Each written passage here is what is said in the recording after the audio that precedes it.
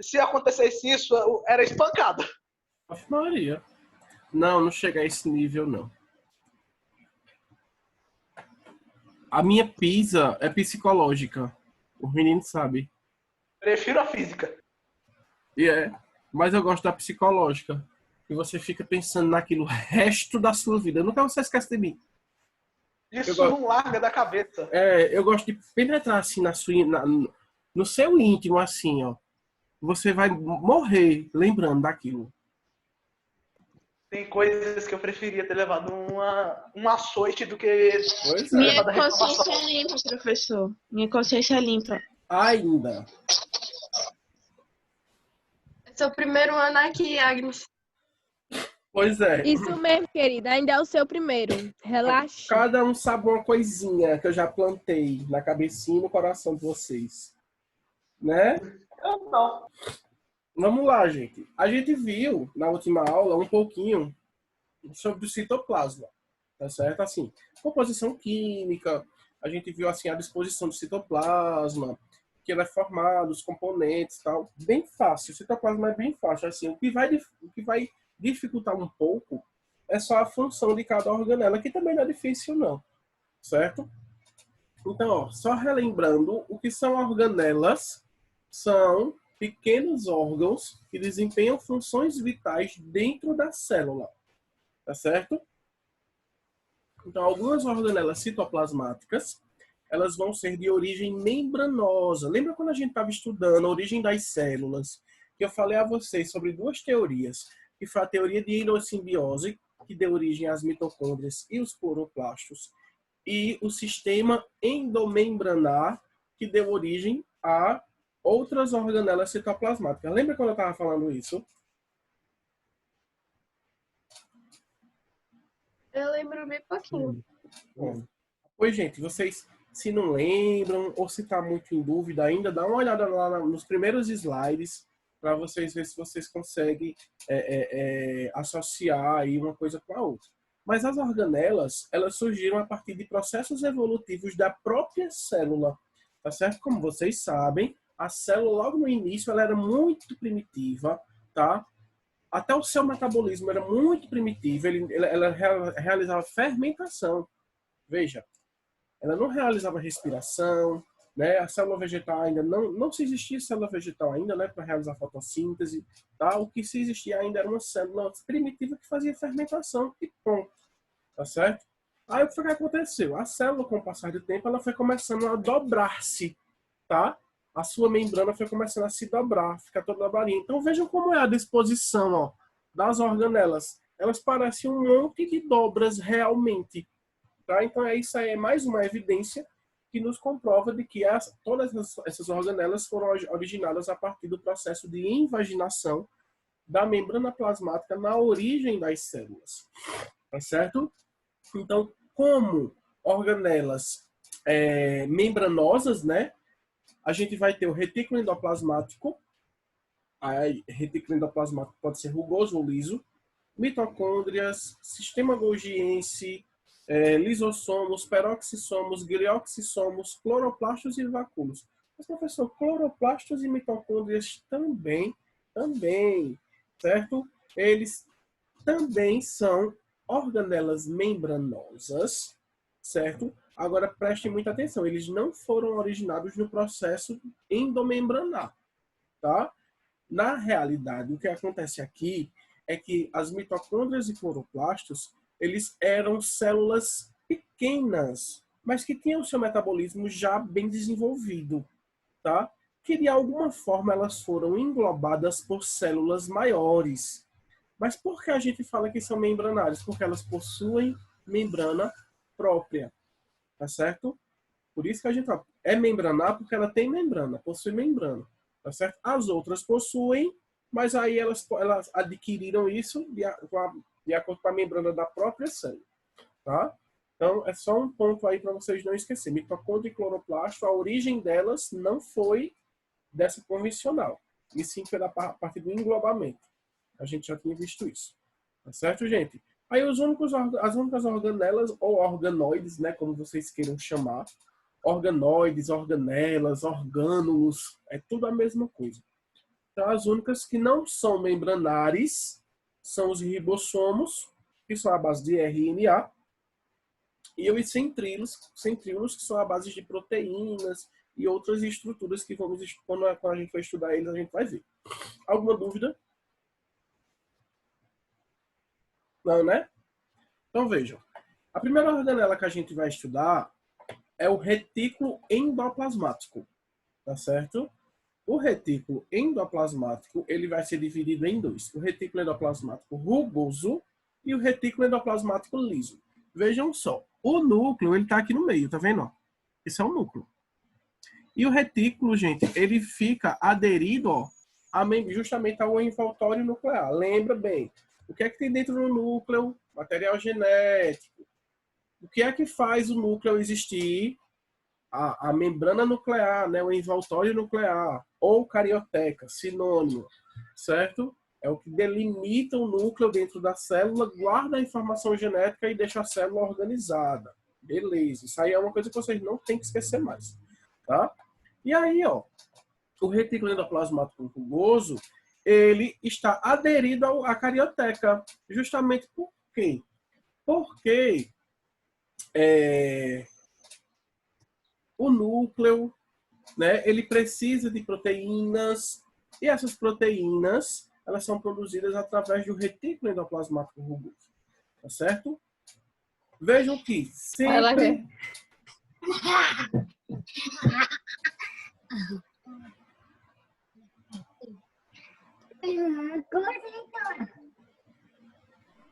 Miguel, desliga o microfone.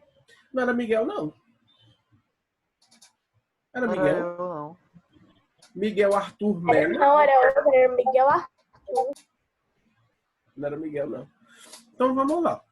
Era um Miguel Arthur. Era, mas não era o daqui, não. O daqui não é Melo. O daqui é Bezerra, né, Miguel? E no Zoom eu só boto Miguel Melo. É, né? Enfim. Vamos lá. Então, o retículo endoplasmático rugoso, gente, o nome dele é rugoso por quê, professor? Porque vejam que ele tem um monte de bolinhas, ó. Quem lembra o que são essas bolinhas? Ribossomos, ó. Ele é granuloso ou rugoso porque ele tem um monte de ribossomos pregados, aderidos nas paredes do retículo.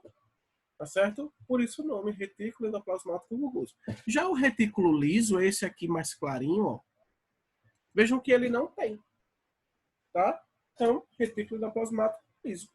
Tá certo? Fácil de identificar.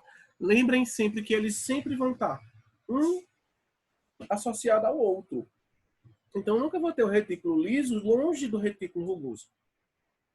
Tá? O retículo liso ele vai estar associado ao rugoso, ele vai estar junto, colado. A diferença é que um tem ribossomos e o outro não. Certo? Além de outras diferenças que a gente vai ver também. E lembrem sempre que o retículo endoplasmático rugoso, ele vai estar sempre aderido à carioteca no núcleo. Sempre. Então, aquela organela que você vê que está lá, colada com a carioteca, você já sabe que é o retículo endoplasmático rugoso. Certo? Dúvidas? Então, vejam, o citoplasma das células eucariontes contém inúmeras bolsas e tubos cujas paredes têm uma organização semelhante à da membrana plasmática. Tá? Então, ó, o que são essas paredes, essas bolsas e tubos, professor? É justamente o retículo endoplasmático rugoso, gente. Vejam que a disposição dele é toda tubular. Parece um monte de tubos mesmo aqui, ó. Tá certo? No liso, né? Quando a gente vai para o retículo rugoso, a gente tem os tubos, mas de maneira achatada. Tá certo?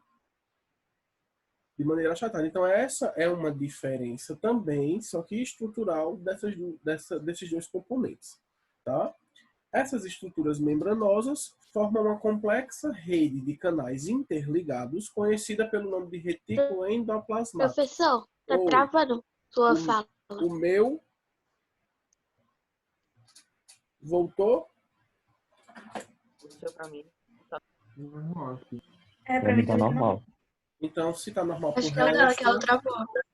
Pra mim tá tá normal normal. pro resto. Quem era? Era a Débora, era? Eri, Isabel. Isabel? Então acho que deve ser a internet dela. Eu acho que foi, né? Que ela travou. É. Então, gente, onde era que eu estava? Rede de canais interligados conhecida pelo nome de retículo endoplasmático. Tá certo? Então é isso. Essa é a disposição estrutural. Conhecemos agora o porquê que ele é rugoso, porquê que ele é liso, tá certo? E é justamente isso quem vai diferenciar um do outro. O retículo endoplasmático rugoso ele também pode ser chamado de retículo granular ou retículo granuloso, certo? E o liso, retículo agranular ou agranuloso, certo? Dúvida, gente, com relação a isso? Vou passar, viu?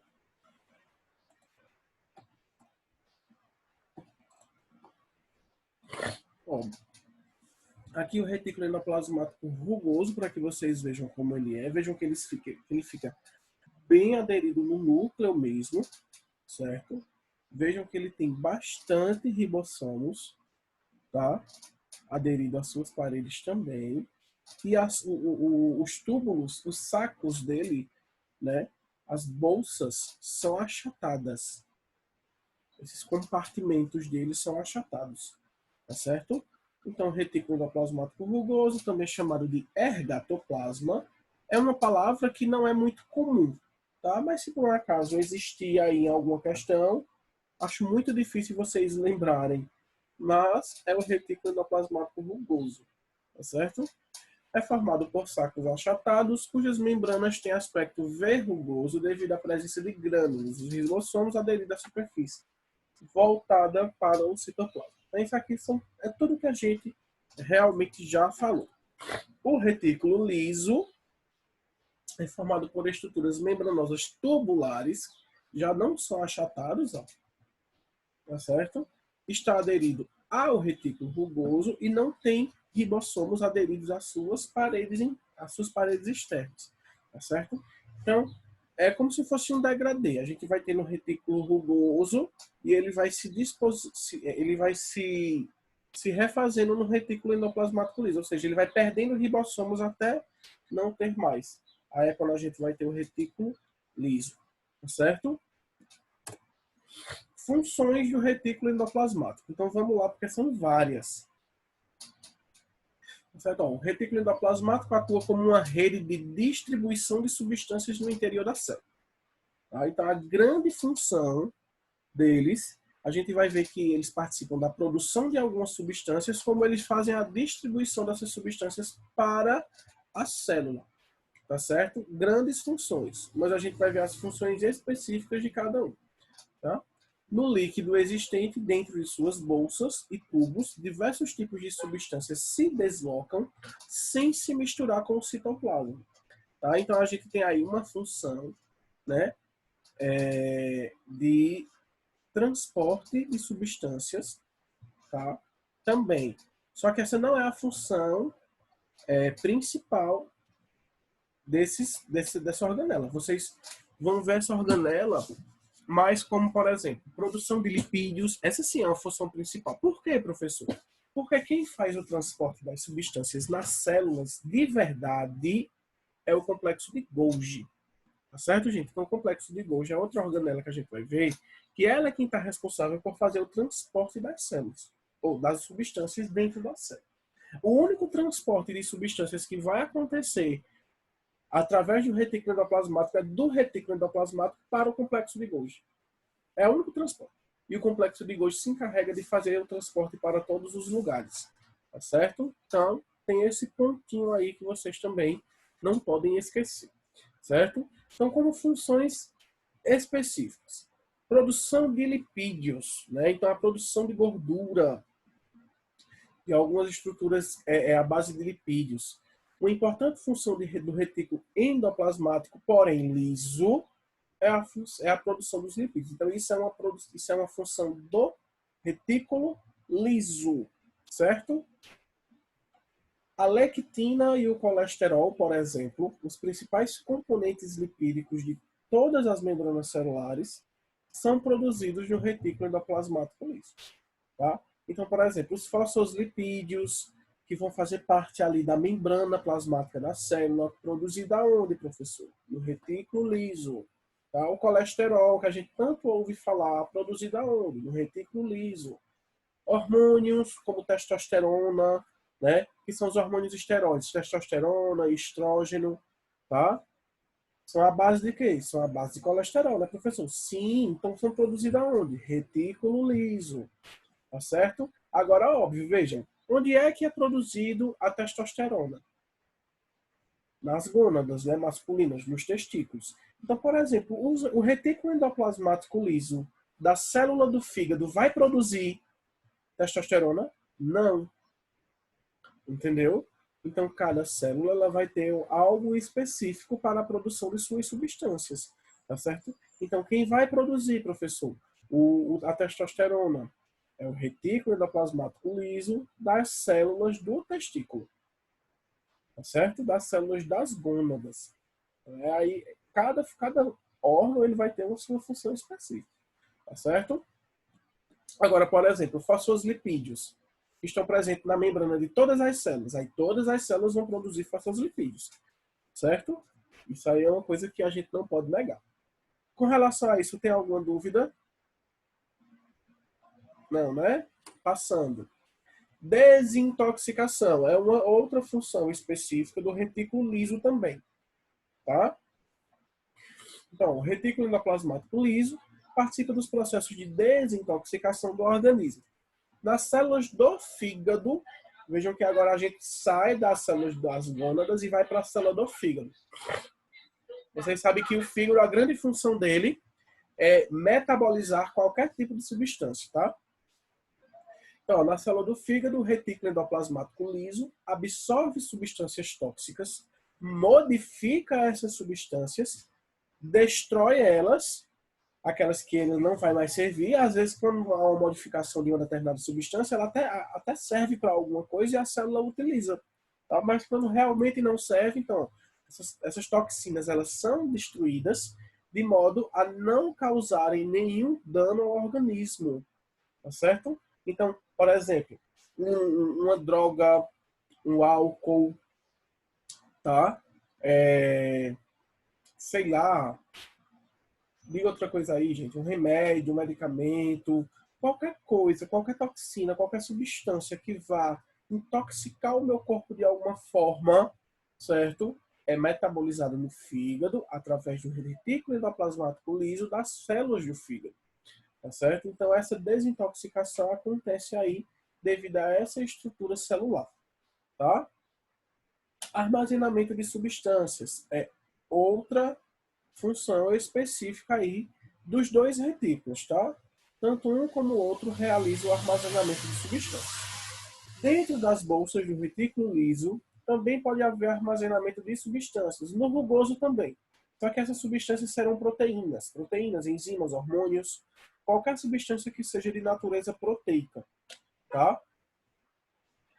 Um exemplo aqui, ó, os vacúolos das células vegetais, por exemplo, são bolsas membranosas derivadas do retículo que crescem pelo acúmulo de soluções aquosas ali armazenadas, tá certo? Então, o retículo liso, ele começa a armazenar algumas substâncias. No caso dos vacúolos, ó, o retículo liso, ele começa a armazenar soluções ricas em água e sais minerais. E aí, o vacúolo, né, quando ele vai ser formado, ele se desprende do retículo liso para poder formar aquele vacúolo enorme na célula vegetal que a gente sabe que tem, que vamos ver na próxima aula, acredito eu. Não sei se vai dar tempo de ver hoje.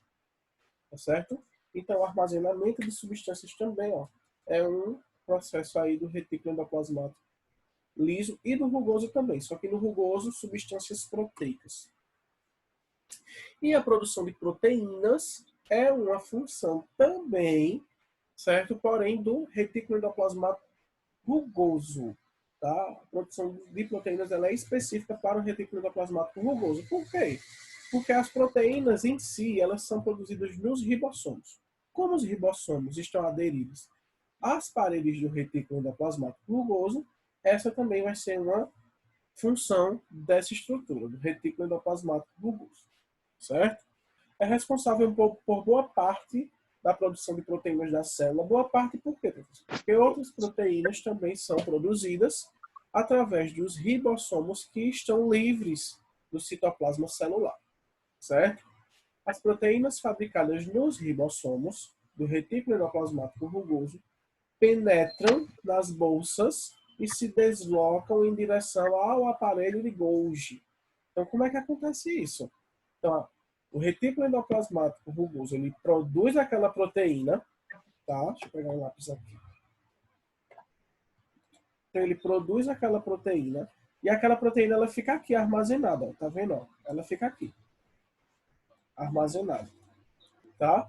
E aí essa estrutura aqui, tá vendo que ele tá formando como se fosse uma vesículazinha, ó. Então ela se solta, ó, e transporta essa proteína aqui que está aqui dentro para essa outra estrutura que a gente vai conhecer, que é o complexo de Golgi.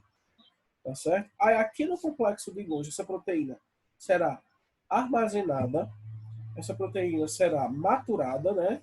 Se necessitar, houver alguma modificação, ela vai ser modificada, tá certo?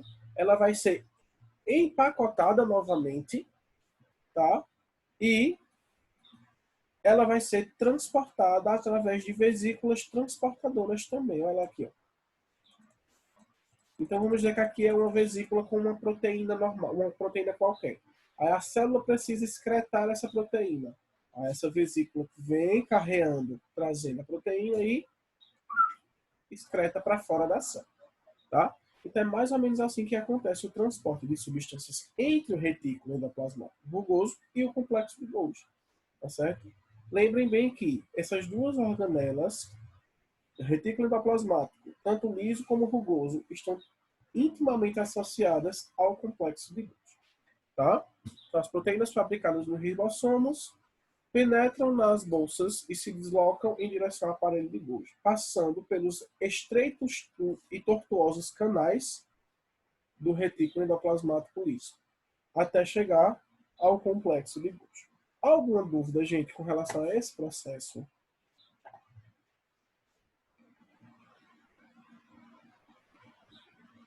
Eu vou entender isso como um não. Como o Hitler dizia, Nein, pode Pronto, perfeito. Que bom que vocês estão entendendo.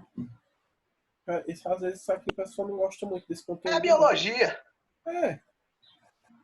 É claro que eu ia entender, é mais fácil. E eu tenho certeza que muita gente entende mais fácil do que outras coisas. Né?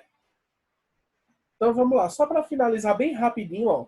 Os vacúolos das células vegetais são interpretados com regiões expandidas do retículo endoplasmático, tá? Então o que é que acontece? O retículo endoplasmático ele solta algumas vesículazinhas daquela, e cada vesículazinha daquela, do retículo liso, tá?